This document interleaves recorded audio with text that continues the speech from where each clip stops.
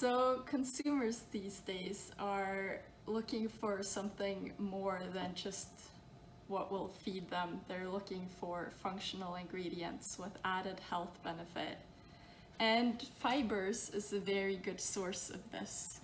And here we're gonna make a cake with added fibers. And yeah, just to show you what it can look like. So it's just gonna be an apple cake.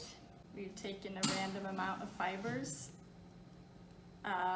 which can be optimized according to what is needed. And fibers can be used in so many different types of food. Let's see. And here I have normal flour that we are adding in, and 10% of the flour is replaced with fibers, and this is from cabbage. So I'll mix that together like that, and this is quite a firm batter, and that will look different depending on what kind of recipe you have.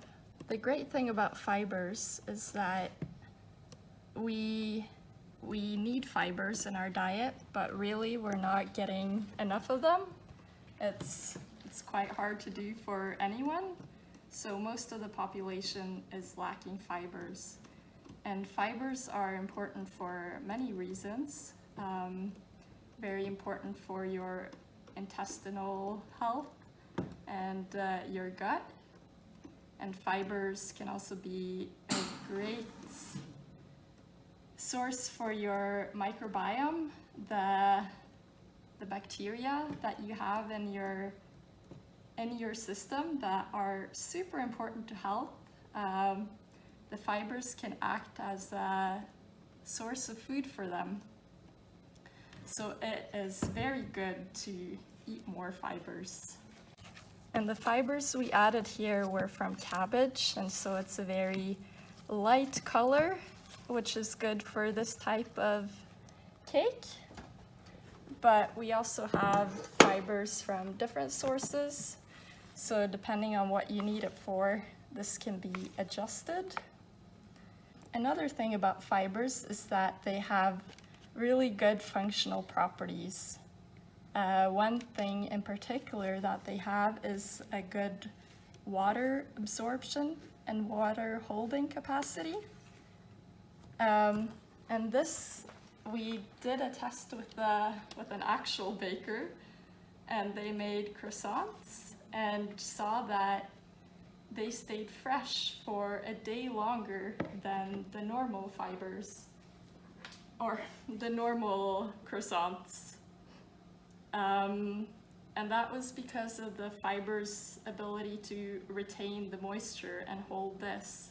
So increased freshness is a very good aspect to have, and it can also contribute with different properties in things like meat products or vegan meat. That's also great places to put fibers. When I first tested these fibers in cake, we changed the flour content with 20% fibers.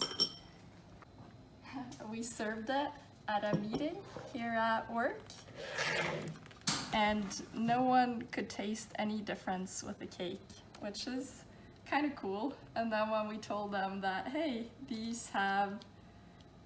we've replaced 20% of the flour with cabbage fibers, they were all very surprised by that.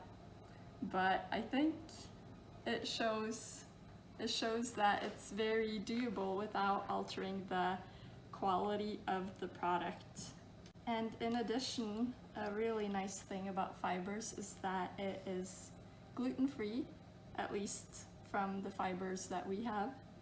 Gluten-free, it's vegan, and it's got a really good nutritional value, which you often lack in some other gluten-free products. And of course we need cinnamon. But we've also tried the fibers in other products. We have made falafels, chili con carne, hamburgers, cookies, pita bread, hummus, different things. So we really know that there's so much potential with this. And also from different sources. This is cabbage, but we also have asparagus, carrots, apple, beetroot fibers. And depending on what your needs are, we can adjust the process. For example, if you need more color or if you need flavor of some sort. The apple fibers, for example, can give a bit of an extra sweetness, but we can also get very neutral fibers so that it's more just the functional and nutritional value that it adds to. But let's put this in the oven. It's only to taste it now. So we have our fiber cake ready to be eaten. Schmeckt dir ein Unterschied?